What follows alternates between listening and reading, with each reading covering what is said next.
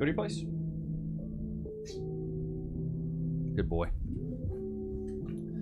What a good boy. So the Charlie Kirk situation has gotten even weirder. Been seeing some stuff from Candace Owens, some other resources. Let's get straight off into this. I've not really deciphered this information yet, so this is going to be all kind of news to me. One more thing rather explosively. 3 people told me off record. 2 people who have this in a written communication from Charlie. One who is a Turning Point USA donor, and I would say very much one of the white knights in this. The very day before Charlie Kirk died, he expressed that he thought he was going to be killed. He told these people, I think they're going to kill me. Okay. He did not express that to me. So I am telling you this based off the testimony of 3 people. And I am saying this because I hope that these people who I think are good will be inspired to come forward with that. Now, again, those conversations I had were off record. I honor that. If I say it's off record, it stays off record. But I'm hoping that watching what I am doing and feeling the energy that is rising across the world for people who want to know what the heck happened on 9/10, that, you know, they will be brave and they will say, yeah, Charlie did the day before he died think that he was going to be killed, and maybe tell us, who is they? Well, for once and for all, who is they? Who is the they that he thought were going to kill him? So if there's one thing at least I've learned about Candace Owens in the last little bit is she always comes with receipts, which I'll show you. But here's a clip from Charlie talking about this situation specifically. So let's get into it. And the Israeli hard-right government has a mandate. I gotta be careful the way I say this. They're gonna try to ethnically cleanse Gaza. Yep. I mean, I don't use that term lightly, okay? They're talking about basically removing 2.5 million people from there, okay? And honestly, they have a mandate to go seek justice and revenge. They do. This idea that they need to have a truce or a peace treaty, that's morally crap after you see women and children be burned alive and dragged to the streets. But there are some serious questions here, Patrick. And let me tell you, my pattern recognition over the last 5 years has become pretty sharp. COVID, Maui fires, Epstein. When I see a story and it doesn't click, our guts are usually right. So I've been to Israel many times. The whole country's a fortress. When I first heard this story, I still had the same gut instinct that I did initially. I find this very hard to believe. I've been to that Gaza border. You cannot go 10 feet without running into a 19-year-old with an AR-15 or an automatic machine gun that is an IDF soldier. Right, the whole country is surveilled, and so let me just kind of go through this. We don't talk about Israeli politics very often, and most Americans don't know this. The last 9 months, Israel is on the brink of civil war. It's not an exaggeration. This judicial stuff, there were hundreds of thousands of Israelis taking to the streets because Bibi Netanyahu was basically redefining the Israeli constitution. That's not an exaggeration, right? He said the judicial branch has too much power. There were protests planned this week against Netanyahu, where they anticipated tens of thousands of people to take to the streets. That's all gone, Patrick. Netanyahu now has an emergency government and a mandate to lead. I'm not willing to go so far that saying that Netanyahu knew or there was intelligence here. But I think some questions need to be asked. Was there a stand down order? Was there a stand down order? 6 hours? Bro, this is crazy. Because I hadn't seen that clip. I didn't know that he had actually, made that claim or anything like that. But here's a clip of Candace Owens actually talking about, I believe she pulls up receipts on this. Yeah, okay. Here she pulls up the receipts on this. And others knew that Charlie was done with Israel bullying him, and I am now going to present you proof of what I am saying. This is an actual group chat, which happened 2 days before Charlie Kirk was assassinated. There were 9 people in total on this chat, including Charlie and Rob McCoy. I'm going to protect the names of the other 7 for now. To be clear, I might actually release a name every day this week, but I want to show you this because suffice it to say, Rob McCoy was on this text thread, and I think it helps contextualize him as a person, in my view, that he would attack me for telling the truth about the pressure that he was facing. Take a look. So Charlie writes in this group chat, just lost another huge Jewish donor, $2 million a year because we won't cancel Tucker. I'm thinking of inviting Candace. Somebody writes, ugh. Bro, this whole donor thing is always so iffy to me as well. Like, I've been reached out to multiple times via email, people asking, hey, Levi, let me invest in your channel. Let me do this. And I always turn them down because I feel like once people start throwing money at you, you got to start saying certain things. And I always want to be able to speak freely. But $2 million, that's a lot of coin. Charlie writes, Jewish donors play into all of the stereotypes. I cannot and will not be bullied like this, leaving me no choice but to leave the pro-Israel cause. Then somebody writes, a donor writes, please do not invite Candace. That might feel good short term, but it's not good long term. In my opinion, like all groups, you're going to get a wide variety of opinions. That nasty free will thing that God bestowed on us makes life frustrating at times after the dust settles a bit, maybe. So again, this is 48 hours before Charlie Kirk was assassinated. He was very clear and he was very explicit, and he did not back down, not in that Hamptons meeting, which they're all lying about, nor in this text thread. I'm not going to reveal the names of the other 7. Actually, you know what? I disagree with myself 4 seconds ago. Let's just throw in Josh Hammer for funsies. He's on this chat, okay? So what are we to make of that? Okay, now that I'm showing you this and showing to you that the conversations were real, I want you to reflect, and it took me a lot of patience to allow the lies that were being woven and the misrepresentations of people that were pretending that I was just, high on lying about Charlie and the pressure he was under, the attacks that not just me, Tucker Carlson, Megyn Kelly faced for trying to stand up and tell the truth about what Charlie was actually going through. Why are you hearing it, though, from me and Tucker Carlson and Megyn Kelly? Isn't that weird? You got people that are hosting a show. Have they, in like one honorable thing, come out and said, like, you know what? F a couple of these donors who made his life a living hell in the last couple of weeks. Why haven't they done that? It's also a wrap. I mean, Candace has kind of got a point. Why haven't people been speaking out about this? It's kind of odd. It begs the question, is there some validity to this? I do have a clip from, I believe this is one of his constituents over there at Turning Point. So let's get into what he has to say about it. Charlie was loyal to people that he had shared history with. Sorry, let me turn up the audio because I don't know why, but these audio clips are just not loud. Here we go. Charlie was loyal to people that he had shared history with, right? He was asked, I think this may be what you were about to say, Blake. He was asked about Candace before in public, and he would always say, listen, we're friends. He would never say an ill word about her. And if people, tried to force him to do that about Tucker or whatever, he would always be defiant because he didn't want to be morally blackmailed. Exactly. Charlie was loyal to people who had ever been friends to him, whether it was very old donors or just people who had worked with Turning Point. Yep. And as long as they were not attacking him, he would not air any dirty laundry or, frankly, any disagreements he had with people. He did disagree with Candace on the Israel issue. He disagreed with Tucker on the Israel issue. But he also recognized Tucker had positions they agreed on. Tucker was a useful voice in the conservative movement on many things. And so he invited him to events, and they were popular events. And so he would react. Sometimes people would just say, yeah, don't invite him, or we're going to, cut off some large donation.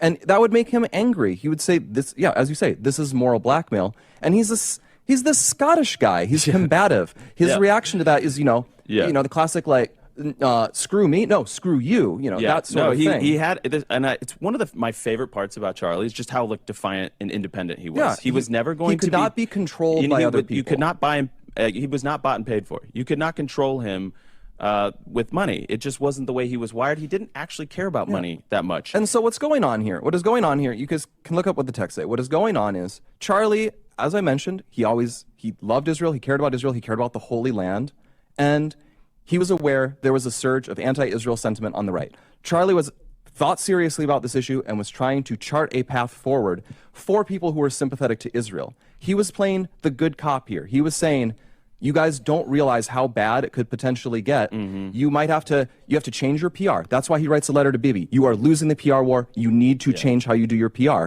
You need to change your messaging to the American right. You might need to change what you expect from us, that you're not going to be able to count on just, for example, unlimited military aid from America. That's just not going to be tenable going forward. So maybe it has to be a more passive relationship. Maybe you need to give more support towards America. some more support towards America, and for example, opposing Islamic migration into America. That's one thing he thought we could ally on. And he was trying to do all of this because he cared about the relationship and wanted to chart a way forward on it. And he would... Bro, this is getting deep. This is getting heavy. And the thing is, this is only the beginning of what I have. Ain't that right, Loki? I've fallen at work and been injured. Oh, wait. I should call my lawyer. I'm John Morgan of Morgan & Morgan. Hey, John Morgan of Morgan & Morgan. It's Levi Nichs of YouTube. Can I get some cash, please? Morgan & Morgan & Morgan & Morgan & Morgan & Morgan & Morgan & Morgan & Morgan & Morgan. Did you know that your injury could be worth millions of dollars? Morgan & Morgan is the largest injury law firm in America, and they've recovered over $20 billion for their clients. $20 billion? That's a lot of cash. The insurance companies tried to lowball me, but Morgan & Morgan was able to take my pain and suffering and turn it into cold, hard cash. It's almost a good thing I was injured. But wait. How much is Morgan & Morgan gonna cost me? You never owe them legal fees unless they're successful. So it's completely free unless you win? Yeah. Hiring a lawyer, that sounds like really difficult. It's actually super easy. You can just go to their website, and in a couple clicks, you can find out if you have a case. And you can literally do it from your smartphone. And remember, there is only one Morgan & Morgan. Wait, but it's two names though. How is it? Give me the script. Oh, both their last names. Okay, I get it. Okay, roll it. You can start your claim today by going to forthepeople.com/Levi, found in the description below. So if you're injured, you can trust Morgan & Morgan. Loki. Free. Sit. Shake. Good boy. That's a good baby. Wait. Can we get some freeze in the chat? Free. Good boy. So I don't lean either way on this, and you guys know I don't really dig into a lot of politics, so this is just kind of all news to me. I just found a bunch of clips, but it begs the question, is there something bigger at play here? Is there a larger picture? Was this an inside job? Was it, you know what I mean? Like where are we going with this? Or where has this all stemmed from? So, it's kind of scary to think about, that, okay, here's the next clip. It's kind of freaky to think about. But yeah, here's another clip. Or actually, yeah, I've got a few other clips for you guys. Then we'll get further into this. Wow, we now have actual proof that Charlie Kirk was indeed abandoning the pro-Israel cause right before he was assassinated. Charlie just lost another huge Jewish donor, $2 million a year because we won't cancel Tucker. I'm thinking about inviting Candace. Jewish donors play into all the stereotypes. I cannot and will not be bullied like this, leaving me no choice but to leave the pro-Israel cause. These texts were sent 48 hours before he died. Like, we all thought this was very weird. We just didn't have the proof. I mean, a mural of Charlie Kirk painted in one day in Tel Aviv? Come on. Also, is it not kind of weird that Erica Kirk and the rest of Turning Point USA has all moved on from this? Okay, Candace Owens is the only person, somehow the only person, who still cares about trying to find out the truth about what happened to Charlie Kirk.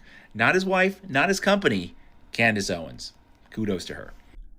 Wow. I mean, to be fair, I don't know if Erica Kirk's more of like an investigative journalist type of person, but like with Candace, this is like her thing. Like, she is all about with the Bridget McCrone thing. Like, this is like her whole spiel. Have you ever been to Israel? No, I'm just curious. Let me just contribute this as a fellow brother in Christ. When we as Christians go to Israel, we are celebrated and treated like the most amazing you could ever imagine. Okay, so I'm positive that there are radical, Hasidic sects that believe certain things, as are written in parts of the Talmud where they have anti-Christian beliefs. That is not my experience with mainline Israeli belief or mainline Judaism. And I will say this: why do I like Israel so much? I'm biased because Israel changed my life. Have you ever been to Israel? I've never been to Israel either, so that's why it's so hard to make claims. But Charlie, I wanted to bring up a few clips of Charlie Kirk actually talking about it. So that was him being super pro-Israel. This is another clip where I don't think he's quite as pro-Israel. And Jewish donors, they have a lot of explaining to do, a lot of decoupling to do, because Jewish donors have been the number one funding mechanism of radical, open border, neoliberal, quasi-Marxist policies, cultural institutions, and nonprofits. This is a beast created by secular Jews. And now it's coming for Jews, and they're like, what on earth happened? And it's not just the colleges. It's the nonprofits, it's the movies, it's Hollywood, it's all of it. It's like time for you guys to wake up and say no more. Draw a line in the sand. I don't care if you hate me. Wild work.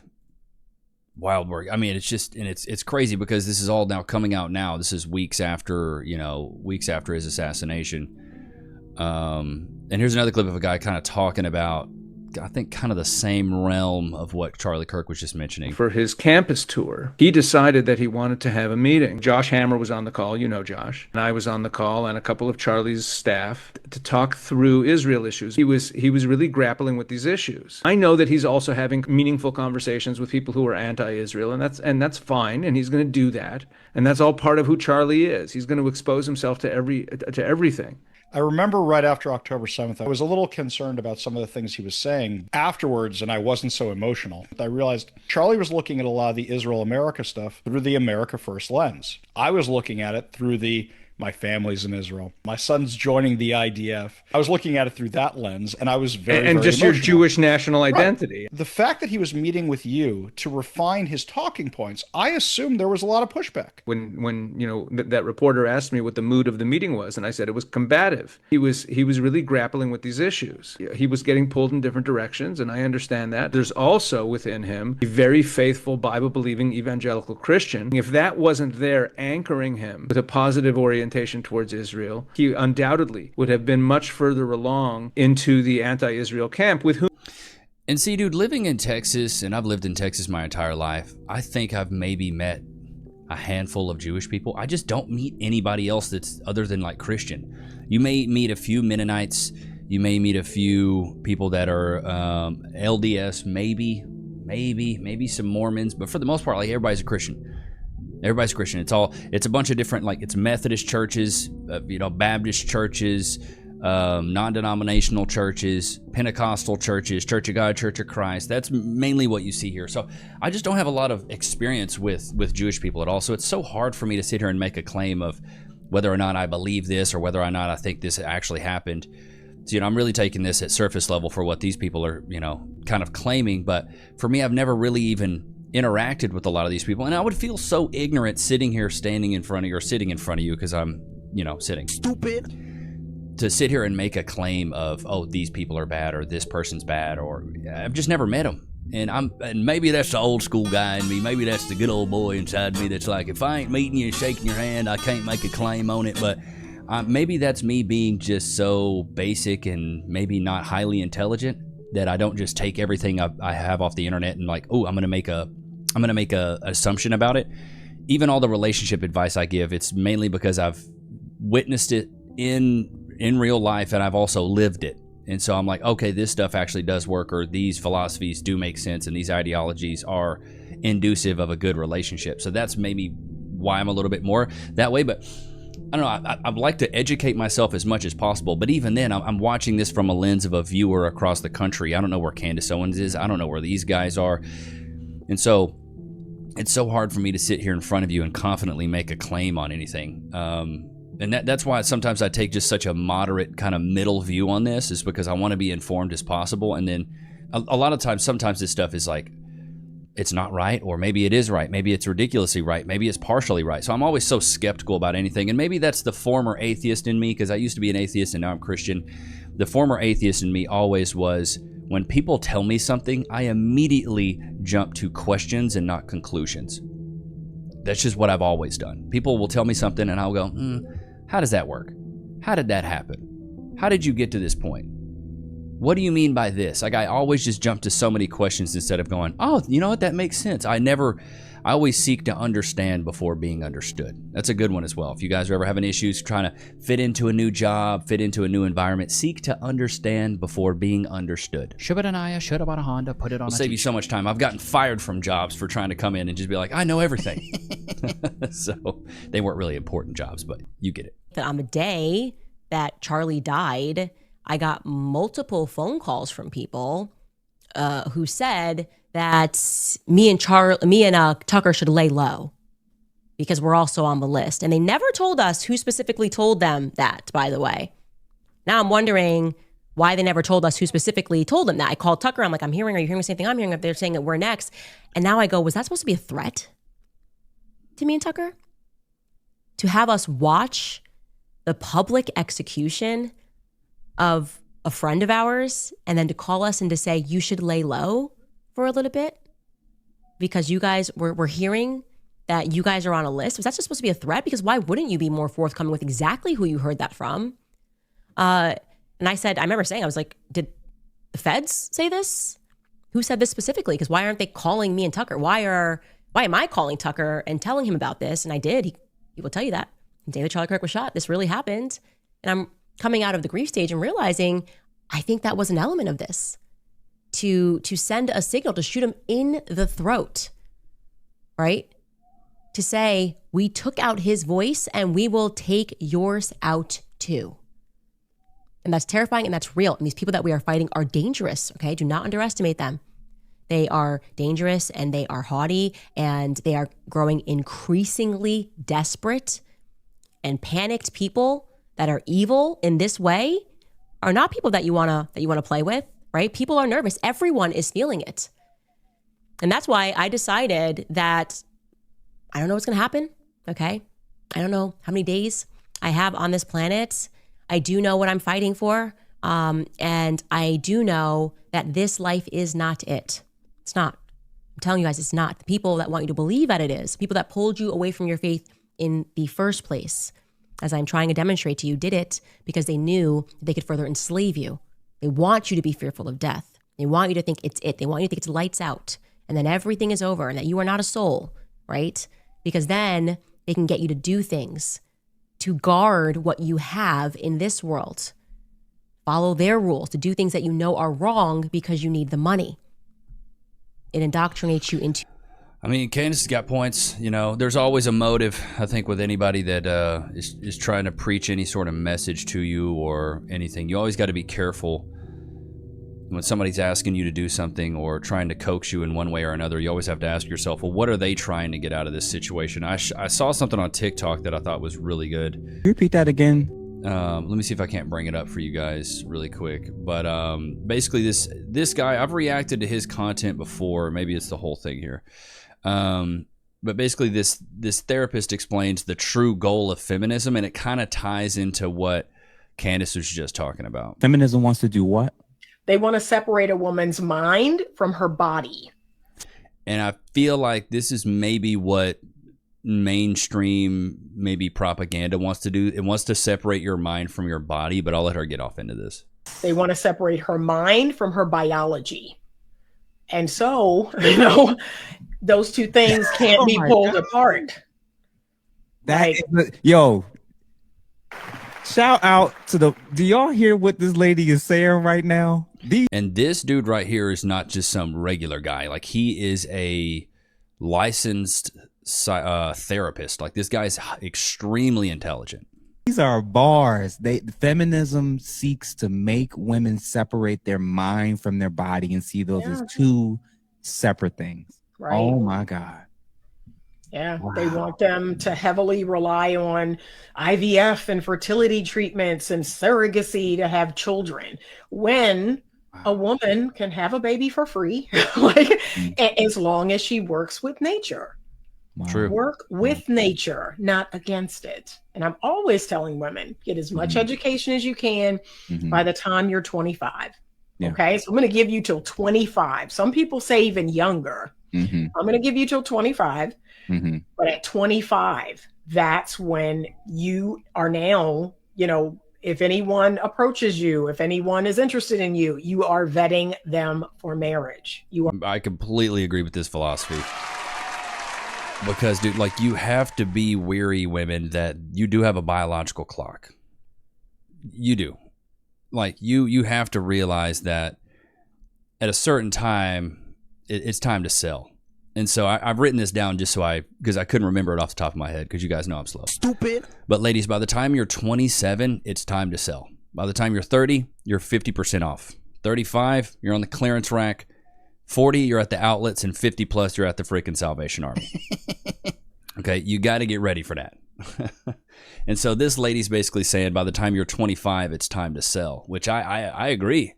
You're out of college, you're probably starting your adult life, you're probably getting your first big person job, big girl job or whatever. It's time to kind of move on and step into that next chapter of life. You are vetting them for you're doing long-term mating strategy. Mm-hmm. Okay, so that means the way you present yourself. That means you turning down men that are fun or are hot or, are exciting, right? Those men don't make good fathers. Yeah. Those men don't facts, dude. Make good husbands. Yeah. So yes, I want you to, in your rational mind, go against that evolutionary programming. Wow. Okay, and I think women can do it. Wow. Well, I think they can. Whether they will, I don't. I think many of them will get into a position in life when they age out, where this is my issue. It's the bailout package. Yep. The bailout package is one where women have effectively lived their teens, 20s, and potentially their early 30s primarily for themselves and their own self-interest, not thinking about the idea of a man, not prioritizing the idea of a family. And then when they get to a point where they don't have the same options, they're not as attractive, they're not getting as many. I call it the Vivica Fox effect, Vivica Fox syndrome, where they get to be 60 years old and they're like, I think I'm ready to settle down. I think I want a man now. Baby girl, it is way too late. You 60 years old, ain't nobody coming for that dusty crusty. But to tie this all back into kind of what we were talking about with the Charlie Kirk situation, there's powers at play that want you to separate your mind from your body. So always be aware of that, no matter who you're talking to, man. I always say lead with a skeptical mind. Lead as a skeptic. Question things. Always question everything. Is that true? Why would they want that? What are they to gain out of it? Why would they ask that in the first place? How are they expecting me to react? I think that is maybe a thing that's like a biological thing that a lot of men have, because maybe it's a survival instinct to question everything and not believe everything. And I believe like women in general are more naive and gullible, where they believe these things because it's in their best interest to find the person that is the most demanding, that is the most, not conniving, but the most coercive, and gravitate towards that to be in a safe space biologically, instinctually. But as men, it's up to us to be like, I don't know, we're assessing this threat. Is this a threat? Should it be a threat? What are they looking to gain from this? What are they looking to get out of me? How are they perceiving me? I think these things help you stay on your toes a lot more, and then also not get taken advantage of. So many people right now get taken advantage of because I feel like men and women alike, sometimes we lack a sense of self-confidence, and we think that everybody else has our best interests in mind, when that's usually not the case, man. Not even your dentist probably has your best, your chiropractor, your doctor.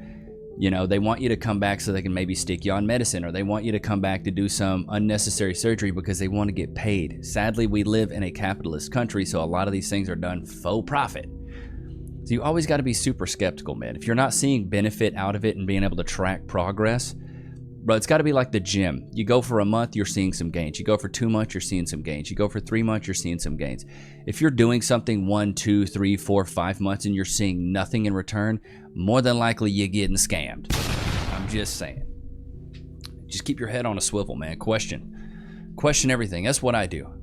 Until you can get out there, be boots on the ground, and figure this stuff out for yourself and actually experience it, it's so hard to make 100% confident claim. That's why a lot of these people on the internet, like a lot of the creators and stuff like that, they make like all these bold claims about, Palestine, Israel, Gaza, and like none of them have been there. They don't really know what's going on. They don't even have a friend there, but they see what they see on the internet and they make like claims. That's why I'm so careful with what I say, especially with that kind of stuff, is because I've never been there. I don't know what the lived experience is with these people. I haven't looked at enough footage. I haven't done enough research. So I would be so stupid and ignorant to sit in front of you and make such a bold claim that leans either way, because I don't know enough. And the only time I'm making claims is about stuff that I actually know. Ain't that right, Lowe's? He's a little sleepy boy. But I hope you guys enjoyed today's episode. What do you guys think about the whole Charlie Kirk situation? Is it getting weirder, scarier? Let me know what you think in the comments. But I hope you guys enjoyed today's episode. It was good to have you guys out, man. Until next time, peace.